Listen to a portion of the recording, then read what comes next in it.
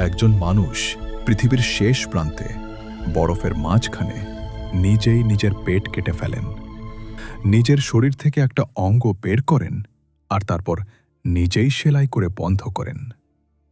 কোনো সার্জন নেই, কোনো সাহায্য নেই, পালানোর কোনো পথ নেই। এটা কোনো গল্প না, এটা সত্যি ঘটেছিল। আর সেদিন তিনি যা করেছিলেন সেটা মানুষের সীমা সম্পর্কে আমাদের সব ধারণাকে চুরমার করে দেয়। সাল ১৯৬১, ঠান্ডা যুদ্ধ তখন তুঙ্গে। সোভিয়েত ইউনিয়ন অ্যান্টার্কটিকার গভীরে একটা গবেষণা কেন্দ্র বানিয়েছে, নাম নভোলাজারেভস্কায়া। পৃথিবীর সবচেয়ে বিচ্ছিন্ন জায়গাগুলোর একটা। কাছের হাসপাতাল হাজার হাজার মাইল দূরে। বাইরে বাতাস যেন জীবন্ত দেয়াল, তাপমাত্রা এমন যে খোলা চামড়া মিনিটেই শেষ হয়ে যায়। আর ঝোড়ো বাতাস বরফের উপর দিয়ে চিৎকার করতে করতে ছুটে যায়। কোনো দয়া নেই, কোনো থামার নাম নেই, কোনো রাস্তা নেই, কোনো বিমান আসবে না। সময় মতো উদ্ধার করার কোনো উপায় নেই যদি শরীর বিশ্বাসঘাতকতা করে বসে। লিওনিদ রোগজভের বয়স তখন ২৭ বছর। সোভিয়েত চিকিৎসক, পুরো ঘাঁটিতে একমাত্র ডাক্তার।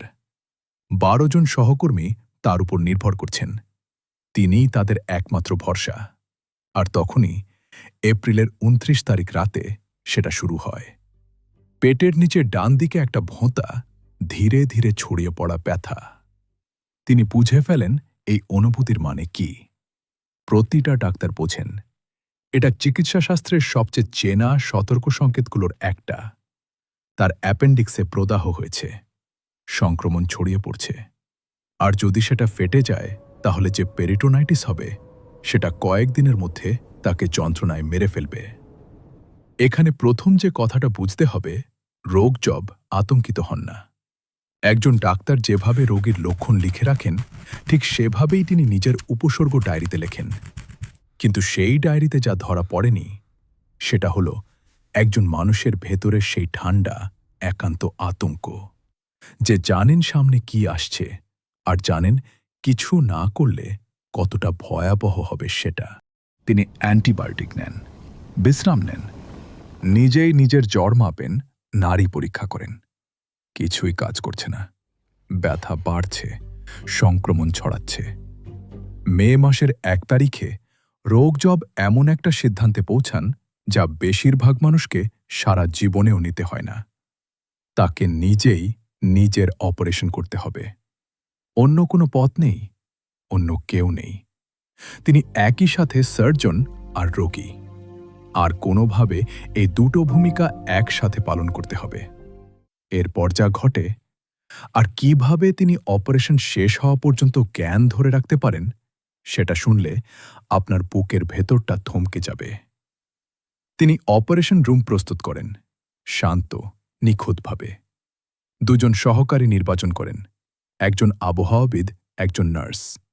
দুজনেরই প্রাথমিক চিকিৎসার বাইরে কোনো অস্ত্রোপচারের অভিজ্ঞতা নেই।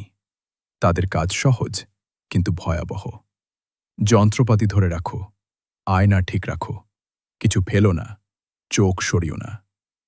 তিনি একটা ছোট আয়না এমন কোণে রাখেন যাতে নিজের শরীরের ভেতর দেখা যায়। যদিও পরে স্বীকার করেন আয়নার উল্টো প্রতিফলন সবকিছুকে বিপরীত দেখাচ্ছিল, আর সেটা কাজটাকে করেছিল আরও বেশি যন্ত্রণাদায়ক। তিনি নিজের পেটের দেয়ালে লোকাল অ্যানেস্থেটিক ইনজেক্ট করেন, স্ক্যালপেল তুলে ধরেন। ঘরটা নিস্তব্ধ। শুধু অ্যান্টার্কটিকার বাতাস ঘাঁটির দেয়ালে আছড়ে পড়ছে, সেই অবিরাম নির্দয় গর্জন। এক মহাদেশের আওয়াজ যে আপনার বেঁচে থাকা বা মরে যাওয়া নিয়ে বিন্দুমাত্র পরোয়া করে না। রোগজভ চিরে ফেলেন, চামড়া আর মাংসপেশির স্তর ভেদ করে এগিয়ে যান। স্পর্শ আর অনুভূতির উপর নির্ভর করে, কারণ আয়না বারবার বিশ্বাসঘাতকতা করছে।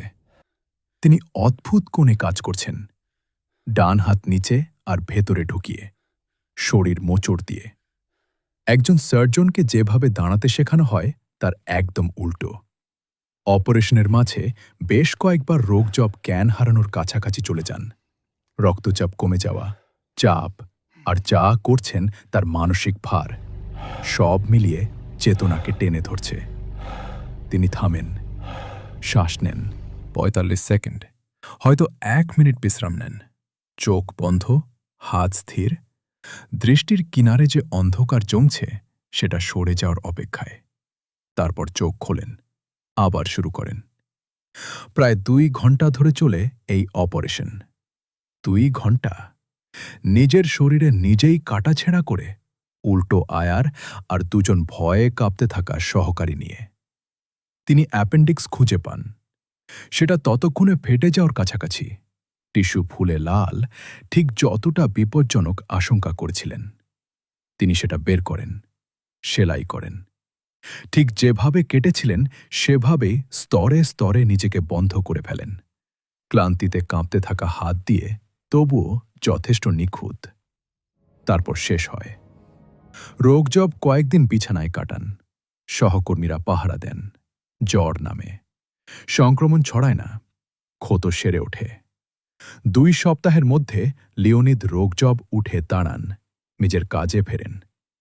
সরিয়ে নেওয়ার আবেদন করেন না, আন্টার্কটিকা ছেড়ে যান না, থেকে যান, অ্যাসাইনমেন্ট শেষ করেন আর অভিযানের শেষে বাড়ি ফেরেন, এমন একজন মানুষের মতো যিনি শুধু করার মতো কাজটাই করেছেন। কিন্তু এই বেঁচে থাকার গল্পটা আসলে আমাদের কি বলে? বরফের নিচের সেই কথা যেটা অস্ত্রোপচারের দক্ষতা আর ২ ঘণ্টার অসম্ভব অপারেশনের আড়ালে লুকিয়ে। রোগজব বেঁচেছিলেন না কারণ তিনি ভয় পাননি, বেঁচেছিলেন কারণ তিনি ভয়কে সিদ্ধান্ত নিতে দেননি। সেই প্রতিটা আতঙ্ক তিনি অনুভব করেছিলেন, রোগ চেনার মুহূর্ত, কোনো বিকল্প না থাকার ভার, যেই মুহূর্তে স্ক্যালপেল নিজের চামড়ায় ঠেকালেন। সবটুকু অনুভব করেছিলেন, তারপরও অপারেশন করেছিলেন। বেশিরভাগ বেঁচে থাকার গল্প হল দুনিয়ার ছুড়ে দেওয়া জিনিস সহ্য করার গল্প। ঝড়, দুর্ঘটনা, শিকারি, ঠান্ডা। কিন্তু রোগজবের গল্পটা আলাদা। তার গল্পে তিনি নিজেই ছিলেন বিপদ, আবার নিজেই ছিলেন সমাধান। কাঁপতে থাকা হাতকেই বিশ্বাস করতে হয়েছিল, ভেঙে পড়তে থাকা শরীরের মধ্যেই শান্ত থাকতে হয়েছিল, আর উল্টো দেখানো আয়ার মধ্যে দিয়ে দেখতে হয়েছিল পরিষ্কারভাবে। সেই অ্যান্টার্কটিক ঘাঁটি আজও আছে, নতুন নামে। বাতাস এখনও বরফের উপর দিয়ে চিৎকার করে ছোটে, মানুষের বেঁচে থাকার গল্পে বিন্দুমাত্র আগ্রহ ছাড়া। কিন্তু ১৯৬১ সালে সেই ঘাঁটির একটা ঘরে ২৭ বছরের এক সোভিয়েত ডাক্তার প্রমাণ করে গেছেন এমন কিছু যা কোনো মেডিকেল বইয়ের পাতায় কখনো ঠিকমতো ধরা পড়েনি। মানুষের বেঁচে থাকার ইচ্ছা কোনো পরিষ্কার বা আরামদায়ক জিনিস না। এটা কাঁচা, এটা নিখুঁত পদ্ধতির, এটা একই সাথে কাঁপা আর স্থির। আর যখন দুনিয়া আপনাকে কোনো পথ না দেয়, কোনো উদ্ধারকারী না দেয়, কোনো সার্জন না দেয়, কখনো কখনো আপনাকে নিজেই ৩টে হয়ে উঠতে হয়।